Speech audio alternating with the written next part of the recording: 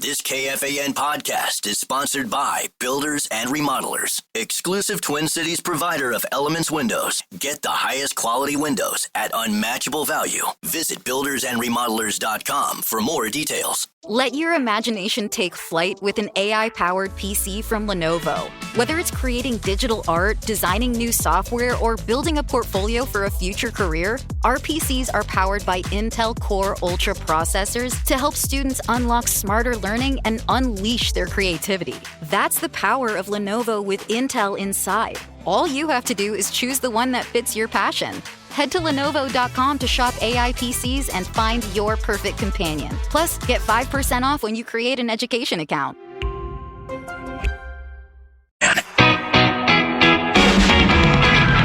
back to the 50s at the Minnesota Street Rod Association event, June 20th through the 22nd at the Minnesota State Fairgrounds. Enjoy the classic car marketplace, the T6 flyover, the Great Race, Cruise and Art Craft Fair, and so much more. Head over our contest page for your shot at a pair of tickets, KFAN.com, keyword contest to enter.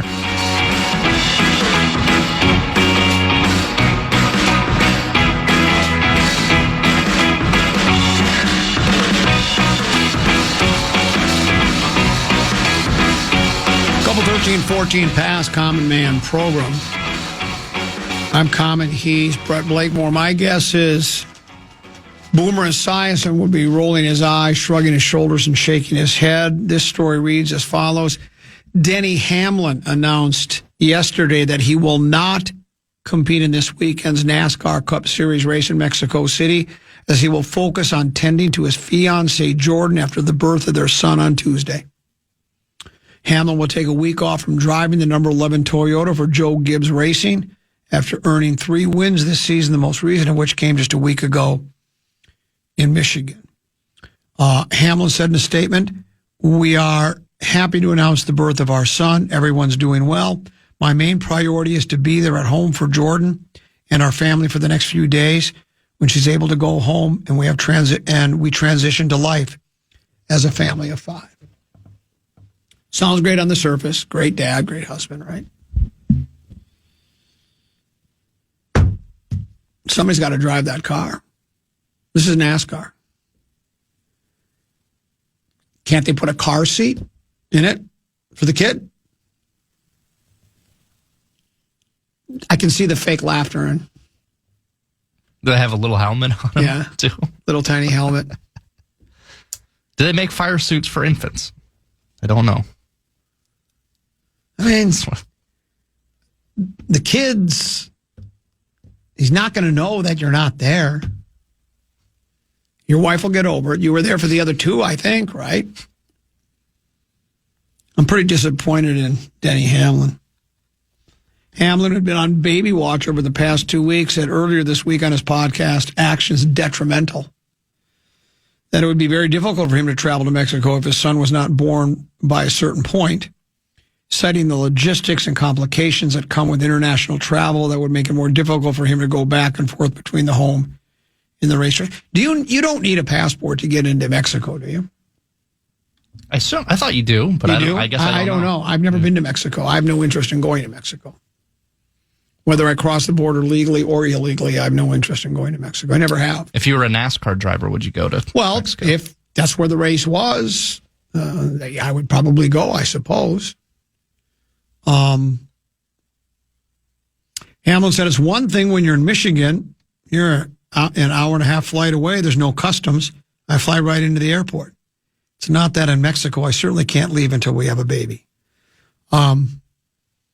I'm about to say something controversial. That's interesting. I would have had my wife had a C-section. That's still one of my favorite bits of all time when Boomer Esiason actually said that's what he would have done. I think he ended up having to apologize. He was roundly criticized for suggesting so that you're there for a football game. And I think it was like, or no, was it? It was a baseball game, I think. And they were just, because he's one of the co-hosts, or was, I don't know if he still is, that Cowboys station over in New York called WFAN. I think he had a morning show there, and he and his co-host, and he basically said, well, that's what you have. This is the way we make our money. And so you have to be there for the game. And it's like a baseball game. It was opening day. It was opening day. It's 162 games. It's like, and here's the other thing. What if he plays in that game and he strikes out 3 times, once with the bases loaded, it commits a throwing error that allows 2 runs to score. It would have been better off if he wasn't at the game. Plus, all that's going to be on his mind is his child. So I don't know why. I just don't know why Boomer thought the guy should be there. But again, that's what some people think. I'm obviously doing all this tongue in cheek. I'm glad that, and we're seeing this more often now.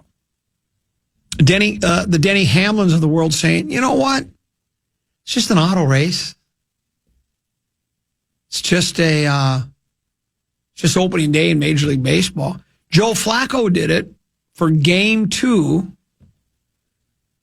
And they were playing like Cleveland, which is a terrible team. And he said, I got to be there for the guys. I just got to be there for, no, you don't have to be there for the guys. Be there for the family. But Denny Hamlin made the right decision. And I'm not going to say I got all misty-eyed when I read it, but I do admire somebody that says, I'm going to put family in front of the auto racing. That's good. And plus, he ain't got a dime in the car either, right? I mean, he doesn't own it, so he's not concerned about it. You're a soccer guy, right? I am. I enjoy it. Where would you put it on your list of sports? Is your favorite football or is it hockey? Because I think you're a hockey guy. It's probably hockey. Okay. Yeah. And pro hockey, is that your favorite? Do you like collegiate better? No, I like pro more. I like going to the Gophers or, with my dad at Wisconsin games. But I like the pros better. Okay. Soccer's probably number 3. Number 3. So football number 2 then? Yeah. Yeah. Yep. Can you explain? Well, now golf's quickly rising the ranks too. So gotta keep that in mind. If I played like you, say, yeah. Yeah. I wouldn't. You have to explain something to me.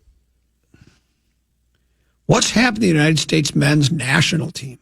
Yeah. Do you have an answer for me? Can you say you follow soccer, the floor, or I guess is it called the pitch? The pitch. The pitch is yours. What's happened to this team? So, a lot of our...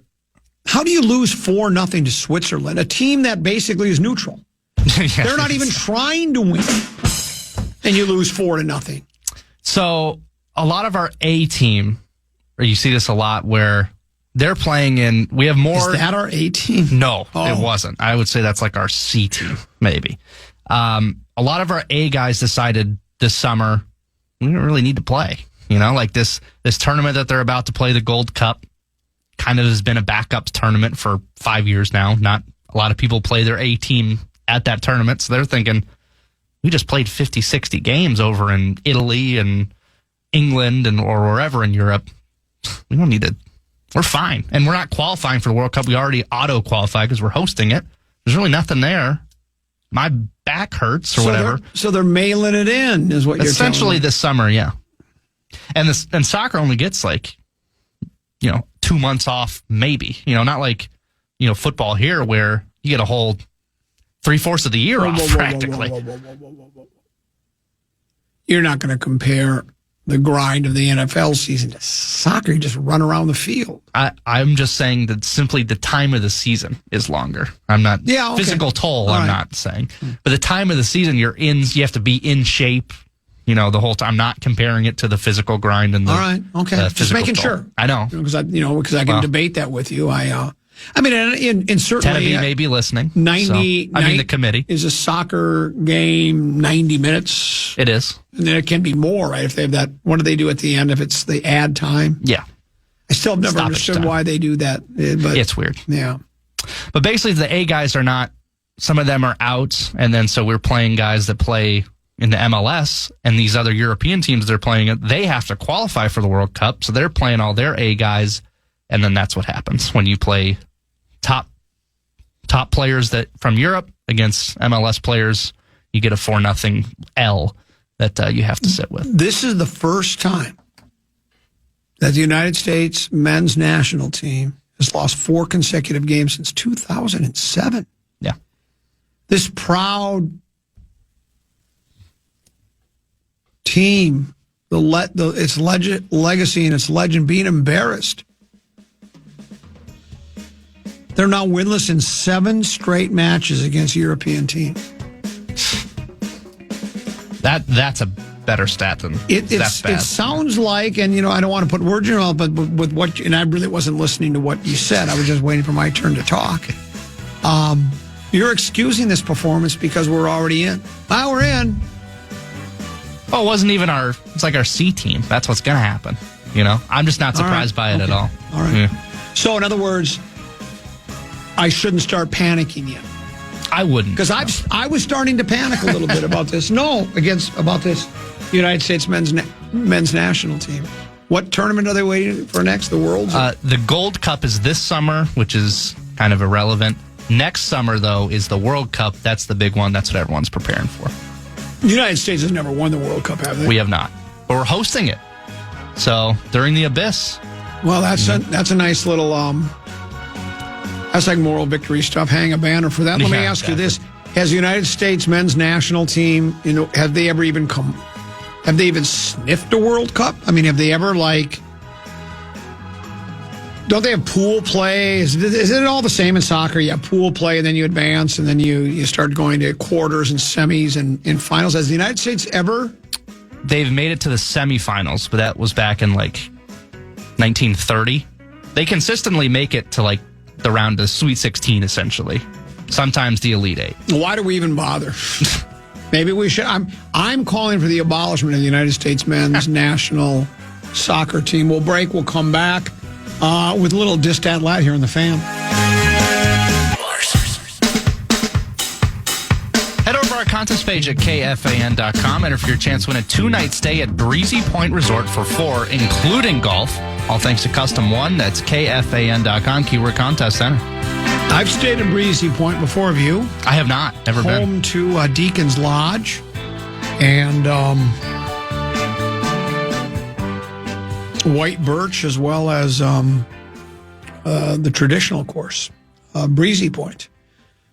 Pequot Lakes, Brainerd Lakes area, and all that good, happy stuff. This text message came into the KFAN, the Bradshaw and Bryant KFAN text line, and reads as follows. And again, I can't ever find I had it here at one time. Oh, here it is. I left my text message. It says, comment, I've got a controversial Vikings take here. What if J.J. McCarthy is something like Brock Purdy, where he's good but not great? Is being just good put you in contention for the big game? Signed Jordan from Waconia. Thanks, comment. Well, yeah. I mean, with Brock Purdy, I believe he was still the quarterback. They went to a big game, did they not? They ousted my Motor City Kitties in the NFC Championship game 2 years ago. So, yeah, we've talked about this many times, and of course we're not the only ones. But the league it's not a lot of quarterbacks, but there are a number of quarterbacks that would be considered. I don't want to say average at best, had average careers that led teams to the big game. Phil Simms got to a big game. Phil Simms, he's not in the Hall of Fame that I'm aware of, and I don't think he ever will be. Good quarterback, not a great quarterback. The Giants once went to a big game with Jeff Hostetler as their quarterback. I would bet there are younger fans out there. Had you heard the name Jeff Hostetler until just now? Of course not. So Jeff Hostetler. So, yeah, no one would, not many people know the name or remember the name. He took the Giants to a big game. Joe Flacco, I mean, he's probably better than average, but I don't think he's had a spectacular career, and he's taken a team to the big game before. Doug Williams, I think, with Was he with Washington or Tampa Bay? He took one of those. Didn't Brad Johnson win one? Brad Johnson won a big game playing for Tampa Bay. So it can be done. I think what most of those teams did have in common was, wait for it, defense wins championships. So they had very good defensive teams. That one Ravens team. No, that wasn't Flacco. That one, and Flacco was better than average. I shouldn't put Flacco in that average category. But they won when they had Trent Dilfer as quarterback. That's where the Ravens, I think they won. They had a 3-game stretch where they went 3-0 and they didn't score any offensive touchdowns. It was all field goals. So if you have a good defense, so you can do it.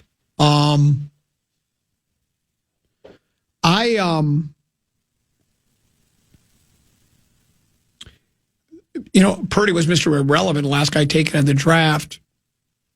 McCarthy was taken. This could be the call I've been waiting my entire life for. I'm going to get a phone call someday that's going to change my life. I just don't know who it's from, what it's going to be about, or when it is coming. That could be it right there. But because I'm on the air, I got to let it go. And what if my life does not change now? And hopefully that change would be for the better. But I would hope, JJ, I don't know what to make of Brock Purdy. I don't. I'm still, to me, it's still not. I'm not as, they had to spend a lot of money for him. They spent a lot of money to re-sign him. I don't know what you think of Brock Purdy. I mean, I think he's pretty good, pardon the pun, but I don't know. Oftentimes you're sort of a product of your surroundings, your offensive philosophy. The Shanahan guy's considered, he's sort of like KOC. He's considered, an offensive wonderkind. And then you have, they have a lot. They have the best, or I don't know if he's still the best left tackle in football. The rest of the offensive line was good. You had Deebo Samuels. You had the McCaffrey in the backfield. Who was their other wide receivers? They had a couple, Ayuk. Their defense was very strong, offensive line good. So I don't know, is Brock, but they seem like they've I don't think he's won a big game, right? He's just been there. So he's good. If McCarthy is that good, that'd be nice. I would hope he's better than that. And I'm not even saying that I don't think Brock Purdy, I just am not completely convinced how good he really is. I'm not going to call him, what do they call the quarterback? Not caretaker quarterback, but a bridge. No, not bridge either. The where it's like the game manager. Oh, yeah. I'm not saying he's a game manager. I think he can certainly win games and has throwing the football, but I don't think you can. I think the Vikings could have. Now that all depends on if you got to stay healthy. If Jefferson is, heaven forbid, knocked out for the season, that changes everything. It's difficult to be a really great quarterback in the Vikings if you don't have Justin Jefferson, I think. And then, the running game, with Jones and the kid from San Francisco, that looks like a nice 1-2 combo. But again, if Jones goes out, if Darisaw goes out again, there are so many intangibles that you can't predict. But yeah, you can have a quarterback that's just pretty good and you can win a big game, but everything else has to be really good, including that defense. The defense has got to be able to shut teams down. And I don't know, the Vikings defense, look, B-Flow, I was one of those guys that thought Donatel took too much heat for the Vikings defense in the 1 year that he was here. Head coach certainly thought Ed had a lot to do with it because he let him go and they hired Brian Flores. If you'll remember when Flores came in, he had basically the same defense and he won quite a bit fewer games. He was the head of a defense that won 7-10. When Ed Donatel was part of a defense that went, were they 11-5 or 13-3, I think. Weren't the Vikings 13-3 in that season? First season under KOC? No, that's only 16 games. I think they were good. They were 14-3 or 13-4, whatever it was. And if you remember Donatel's defenses, his defense had 3, 4, maybe even 5 games where they forced a turnover late in the game to seal a win. But I will say, Flores, he knows how to coach defense. Everybody raves, not just locally here. It's always where this is sort of kind of going back to what we were talking about earlier in the show. This isn't just local, the fan base of the Vikings and local media raving about B-Flow's defense and his philosophy and his approach to it. It's nationally is that. So they've added some pieces in the middle. They've added something to the secondary. You would think the defense could be even better, and then if the offense stays healthy, yeah, you do have an opportunity. You can win with just if J.J. McCarthy's just okay. I think you can win. Our final segment will come back after this here on the phone. You're listening to The Fan.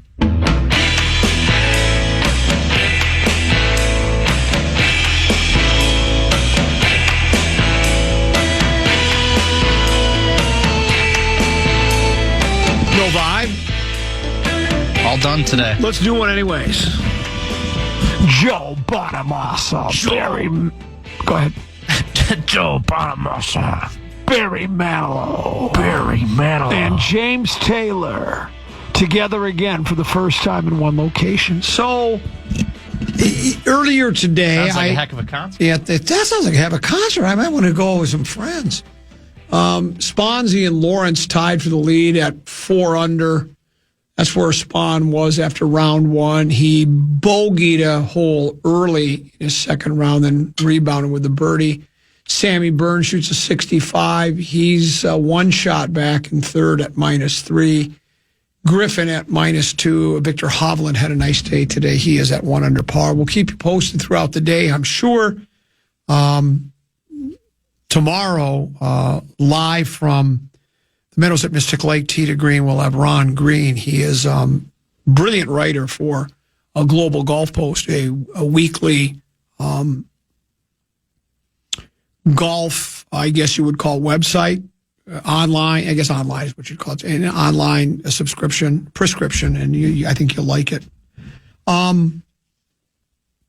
know that earlier when Nordo was filling in for Barney the Purple Dinosaur, you and Nordo had John Bonus in one half of Gleeman and the Geek, and they were talking Twins baseball.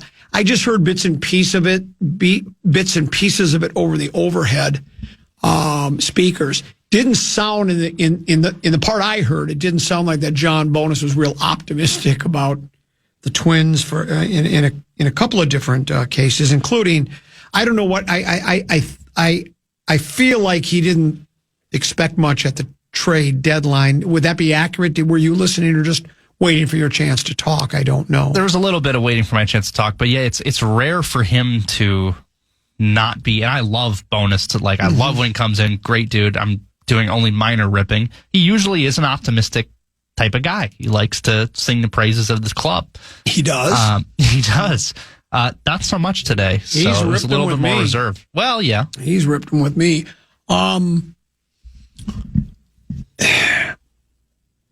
Dan Hayes, who won a preposterous statement tournament, I think he's even won 2 with us. I know he certainly won 1 preposterous statement tournament. He writes for The Athletic. He did a piece. Date today is the 13th, so he wrote this earlier today. This was early in the morning. Basically, Twins trade deadline primer, how team sale could impact front office's ability to function. And the front office really has been dysfunctional for a long time as far as trades go. They've been handcuffed a lot, right? In roster building, they haven't been given a lot of money. I mean, they have some players. Carlos Correa makes a big chunk of change, as does Byron Buxton makes pretty good money. I think Lopez does. They don't have one of the biggest salaries in Major League Baseball. Somewhere maybe in the middle or the bottom third. As a matter of fact, much to many people's chagrin, the club, after they finally won a division and then finally broke that long playoff drought where they were 0-18, 18 consecutive losses in postseason play, they decided to cut the payroll, which I really believe is one of the... There have been a lot of decisions that all of the front offices in this town have made, counting all the teams. And we're talking the major men's 4. We're talking collegiate sports, WNBA, whatever, all of them. But that was one of the worst to me, that after you had built up some goodwill and finally snapped that winless streak and felt like, well, we got the pretty good nucleus for a club here. Maybe we could add to this. They did just the opposite and announced that they would be cutting payroll. And I think that really, even the most ardent Twins fans, even the most ardent, matter of fact, many of the Pollard pocket protectors, while they still pledge allegiance to the Twins, I do think even they soured a bit on the Twins' approach at that point. Part of what Hayes says, and I'm sure Bonus said the same thing, is because they don't have I'll write what he says. I'll read what he says. It says,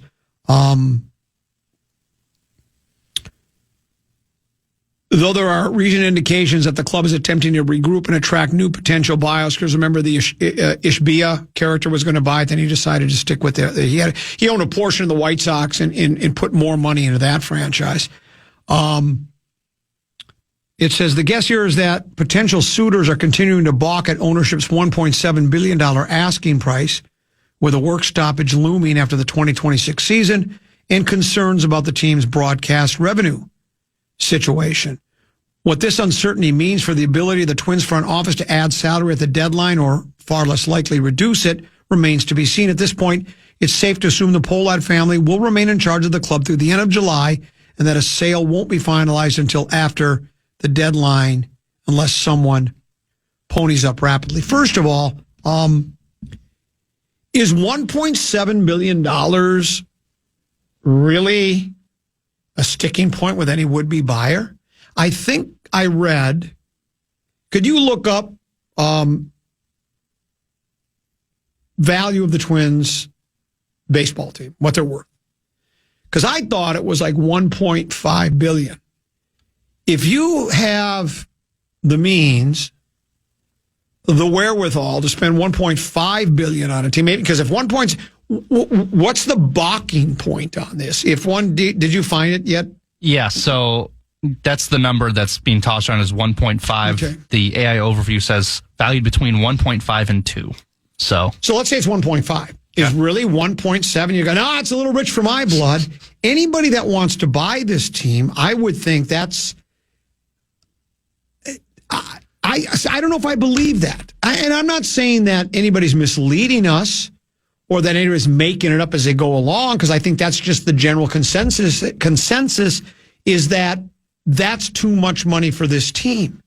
I think people that have that kind of money don't mind spending a couple of extra bucks, even if they think, well, it's probably not worth that. But boy, these Major League Baseball teams, they don't come up for sale very often, nor do NBA teams, NFL teams, NHL, any team. So if it's there and you want one bad enough, is that really that?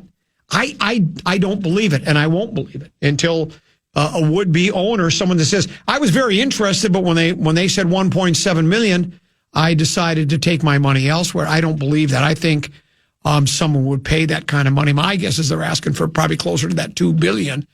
And even then, is that really, I guess I don't know. I just don't know if what to make of that. I mean, didn't the Cardinals owner make the preposterous statement tournament? It was a couple of years ago for saying it's not very profitable to own a baseball team. Yeah. It's just ridiculous. They're talking billions of dollars. Well, right, because it is because of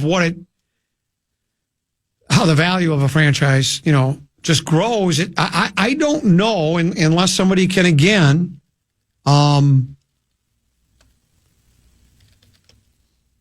provide me with some with some proof that there have been teams that actually lose value, professional sports teams. I don't believe that happens either. Just go back to what the Pollards paid originally when Carl bought the club. It was $44 million. Now it's worth 1.5 or up to $2 million. But let's just go with that low number, 1.5. I think that's called ROI, return on investment, and that's a massive return on investment. So I think when you buy a team, if you keep it for a year, 10 years, 50 years, if you ever do decide to part ways with it and sell it on the open market, you'll make a profit.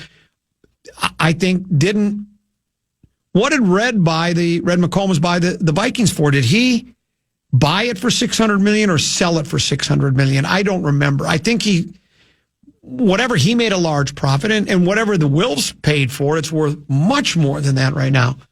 Much more. McCombs bought it for $250 million. $250. Sold it for $600. Sold it for $600. Yeah. Yep. And that was by the Wolves, right? Mm-hmm. And now what's the Vikings worth?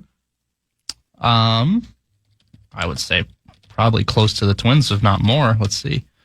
$4.65 billion as of 2 years ago. So it's probably even more than that. And look, I'm not a finance guy. I don't claim to understand this, but it says the debt load is maybe the biggest sticking point in the possible sales of the Twins. $400 million debt load. I don't understand finances, I guess, but do all teams carry a debt load then? The Twins can't be the only one, and teams are bought and sold, not all the time because they don't come up for that often, but I've never heard of that stopping somebody from buying a team. I don't know if I believe that one either. This is monopoly money for these people. I don't know if I don't know. I find it hard to believe, but I guess I'll have to take their word for it. Because that's what they tell me. In regards to making a move at the trade deadline, don't hold your breath.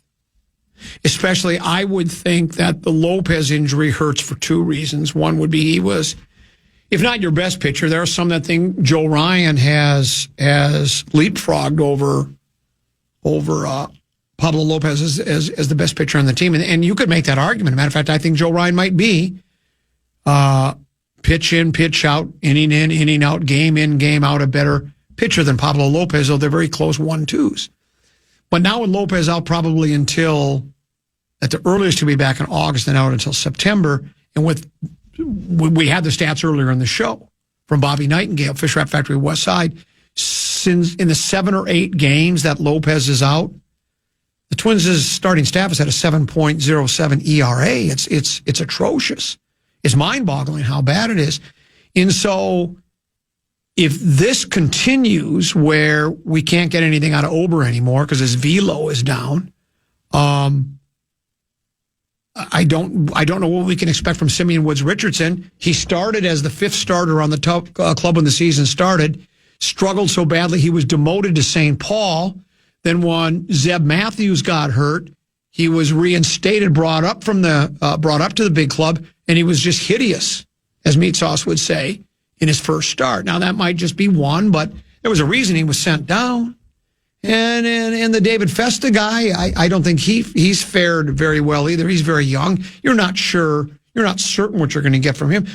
We're down to 2 guys that we can rely on, and that would be Joe Ryan and, of all people, Chris Paddock, who I thought Paddock was donezo. He talk about struggling with injuries. The guy really hadn't provided the Twins much. They stuck with him. They let him rehab, and he's had a pretty good season at this point.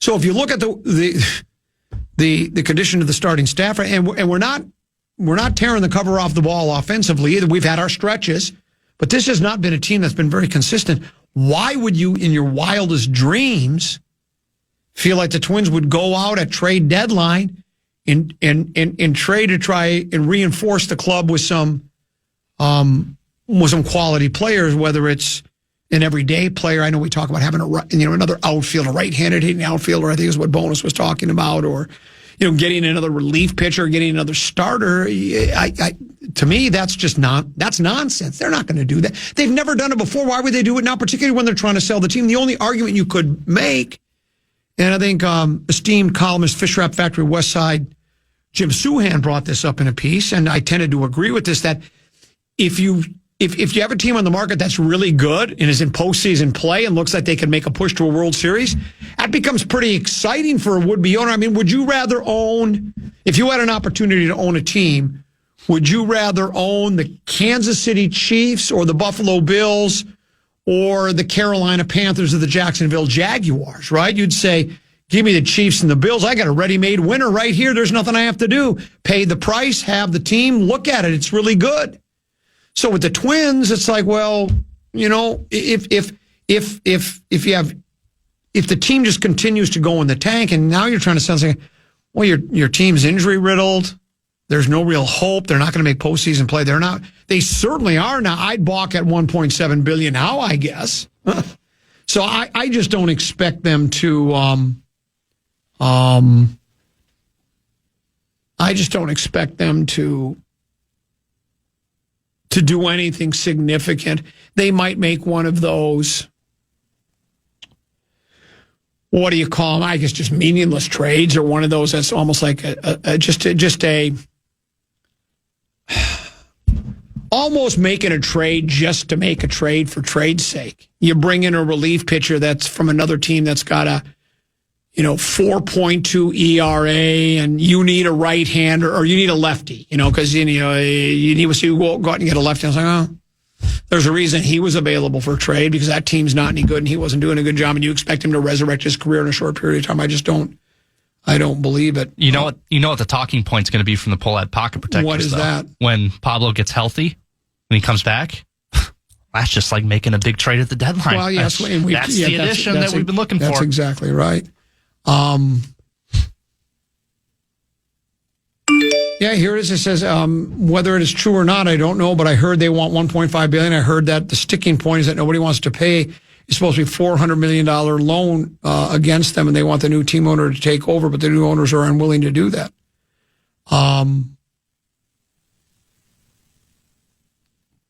I find that hard to believe that somebody wouldn't be willing to take that over.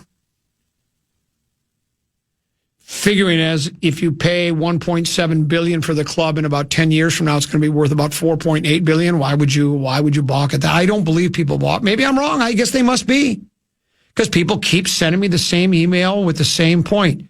Reports say the Twins have mortgage debt against the Twins for other businesses. Okay, pay that off. Do you remember what Mark Laurie said about the second apron? We got plenty of money. I'm flush with cash. Whatever you want me to do. I interpreted that as meaning they will pay whatever it takes to win a championship. And now I know that more than just the luxury tax, you also lose, draft picks in spots on the roster, whatever, for adding guys, or it's all too complicated for a high school dropout like me. But I just think these people have so much money.